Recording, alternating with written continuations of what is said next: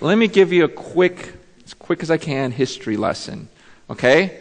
I want to take you back so that you understand the context of Haggai's time. And we're going to go back to when God created the world. Okay, so we're going back pretty far. Actually, we're going back before that. Okay? Like, what do you mean before that? No, there was a before that. The Bible says, in the beginning, God. In the beginning, God. Or John says, in the beginning was the Word. I want you to think about something. There was a time when all there was God. Think about this. There were no angels. There was no earth. Nothing else but God. There was no angels going, oh, you're God, but he was still God. There were no people on the earth praising him as God, yet he was still God. That's his name, I am. When Moses says, hey, who are you? He goes, my name is I am. It was talking about his eternality. He just always is. Unlike us, you and I we came into existence at a certain point. God just says, I am. And I'm the same yesterday, today, and forever. That's just who I am. I am. And there was a time when there was just God. Think about that. All there was God. The earth was just a thought in his mind. There was no earth. Just the thought of creating an earth was in his mind. And think to yourself, what if God never thought to create an earth? See, you and I were just a thought in his head. I think I'll create Chris. I think I'll create Rob. I think I'll create Morgan. That was just a thought. That was my only existence. That's this whole earth. That was the only existence was in God's head, in his mind. What if God never thought to create you? What if the Creator never thought to even create this whole earth? It's just him. He's still God. I mean, seriously, dwell on that sometime. Sometimes we walk around like everything revolves around us, and then you just stop and you think, wait a second. This earth didn't even exist. It was just in the thought of God, in the mind of God. And God thinks to create a world, so he creates this world. He creates these people. He creates Adam and Eve. They populate the earth. Thousands of people. And God gives them some commands and says, this is the way I want you to live. God says, okay, look, here's this earth. I made it. I made you. Here's how I want you to live. The people hear God's laws and they don't like it because we don't like restrictions. We don't like to be under anyone's authority. So they began to rebel against this God. And they do all the things that he hates, so God floods the earth. Genesis 6 says, look at these people. I mean, look at the way they treat me and my laws. They're just trampling them. You know what? Forget it. And he floods the earth, kills everyone, except for Noah. Because there's this one guy who was trying to pursue God. He goes, you know what? I'm going to keep him alive, keep his family alive. They repopulate the earth, and God promises, I won't do that again. And he gives us that sign of the rainbow, saying, I'll never flood the earth again like that. So he repopulates through Noah. Noah, he says, all these kids have kids. Everyone starts, developing all these people, and all these people on the earth again seek to rebel against God. Collectively, they go, let's just go against God. And God frustrates them, gives them a bunch of different languages. Genesis chapter 11, we got to hurry here.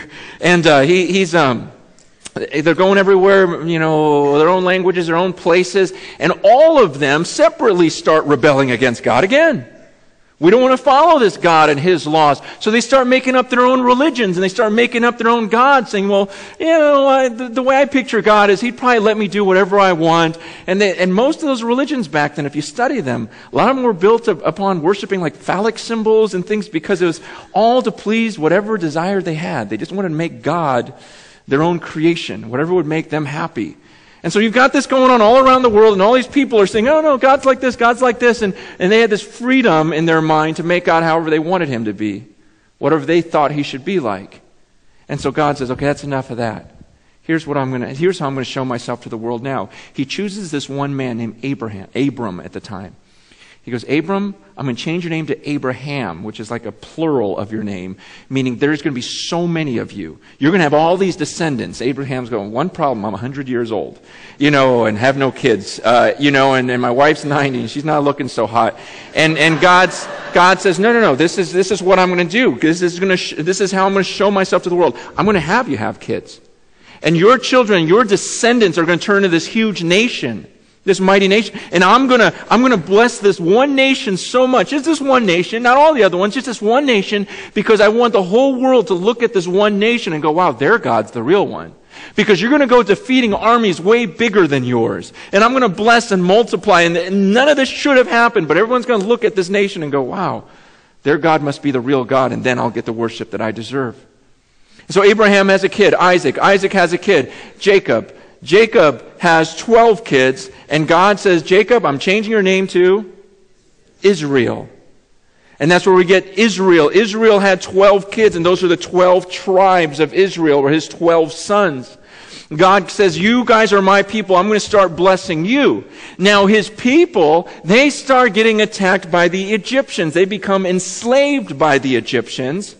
And so God says, you know what, look, there's my people. They're being enslaved by this other group, but I love them. And so let me show my power. I'm going to send a deliverer, a leader, whose name was Moses. And Moses goes, and he goes to Egypt and goes to Pharaoh and says, hey, God says, let his people go. Pharaoh says, no way. And so God starts showering all these curses upon the Egyptians. And eventually he says, you know, I'm going to have the firstborn of every household die in Egypt. And so they all ended up dying, you know, the firstborn of all of the Egyptian homes. And Pharaoh finally goes, okay, get out of here, just go.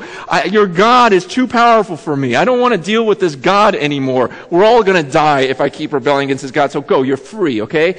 So the Israelites, you know, they run, they're free, you know, God saved us. And then Pharaoh changes his mind and goes, no, wait a second, I want those guys back. They start chasing them, and the Israelites are backed up to the Red Sea. And they're, what do we do now? And Moses touches the Red Sea, and it parts, you know, and so the Israelites are able to walk through, you know, God's people are able to walk through the Red Sea, and then once they get to the other side, Pharaoh's army's pursuing them, and God drowns them all in that sea, and the people again, we're free. God got us through this.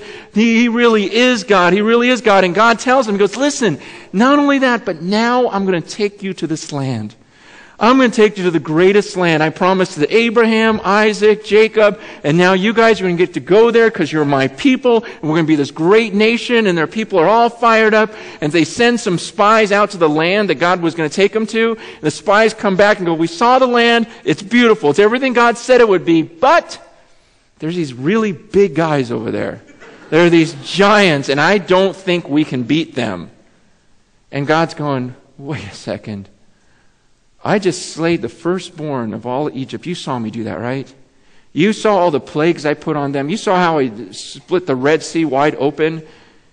And now you're thinking, I can't defeat these guys for you? He goes, you know what? I'm tired of you. I'm just sick of you. And so this is what I'm going to do. I'm going to have that whole generation die. That's my answer to a lot of things. I'm going to have that whole generation of you. I'm just going to have you die.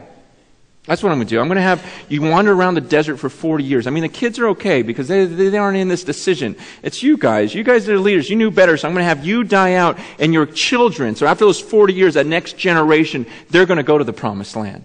And so under Joshua, they're taken to this promised land. They get to the land, and sure, it's beautiful. They conquer all the people just like God said they would, and Israel becomes just powerful. After a while, Israel goes, well, this is great, but God, we'd love to have a king. And God's going, I'm your king. They're like, yeah, but we want like a man. You know, and God's like, oh, gosh, you're driving me crazy, but okay, fine. You want a man? Here's Saul. You like him? He's nice, big, handsome, everything else. He'll be your leader. He'll be your king. Now, Saul was a terrible king. You know, just an evil king. And, you know, and so God takes the blessing away from him, raises up another guy, David. Now, David was a good king. Yeah, he was a murderer, an adulterer, but, you know, but God still called him good, which is comforting, right? If you killed a couple people this week. And he goes, okay, but he's still mine. I forgive him, and he loves me. And so David is king of Israel, and Israel flourishes. Then David has a son, Solomon. Solomon takes over the kingdom. And God tells Solomon, I want you to build a temple for me there. You're the one that's going to build me a temple right there in Jerusalem, right there on that Temple Mount. I got all the specs and everything else, and he just builds the most beautiful, amazing temple. And God says, this is where I'm going to dwell on the earth. This is going to be like the center of the earth. This is everything. I'm going to put my name, I'm going to put my glory. You put that Ark of the Covenant in the temple. You put that Ark, I told you to make, put it in there, put the 10 Commandments in there, put it, and my glory is going to fill that place. And everyone's going to know you don't mess with the temple. You don't mess with the people of God. And so that's what happens during Solomon's reign. The temple is built. Solomon has a son, Rehoboam. Things kind of go on for a little bit, but then there's a division in Israel. And they start fighting. And suddenly there's half of the people take, half of Israel, and the other half go north, under this guy named Jeroboam. And so now suddenly the kingdom of Israel is divided between these two leaders. And in the midst of all that, they start wandering into their sin again. The northern kingdom was really bad. They didn't have any good kings, it seemed like. Everyone was just rebelling against God. They hardly had any good going on there. And so God has this group of people called the Assyrians, this army. You may have heard of them. The Assyrians come and they attack that northern kingdom around 722 BC. They attack them, carry them off. And so now they take that northern kingdom out of the promised land. The southern kingdom hangs tough there. The southern kingdom of Judah under a king Hezekiah, Assyrians try to attack them, but he's a follower of God. And so he keeps them strong, and they're okay for a while, but then things happen, kings keep changing, and eventually the Babylonians come, about 100 years or so later. The Babylonian Empire comes and takes over, gets the southern kingdom of Israel out. And so now the Jews are all out of Israel. The Babylonians are under captivity under them. They're away from their land. After the Babylonian Empire comes the Persians. Now under the Persians there's a king named Cyrus. King Cyrus says, you know what, I'm going to let you guys go back to your land. I'm going to let you guys go back to your land. So Cyrus allows the governor of the people, who was Zerubbabel, and their high priest Joshua lead them back into the land. And so the people are back here now, okay? And so then after Cyrus comes Darius. And Darius, during that time, that's where we pick up the story in Haggai.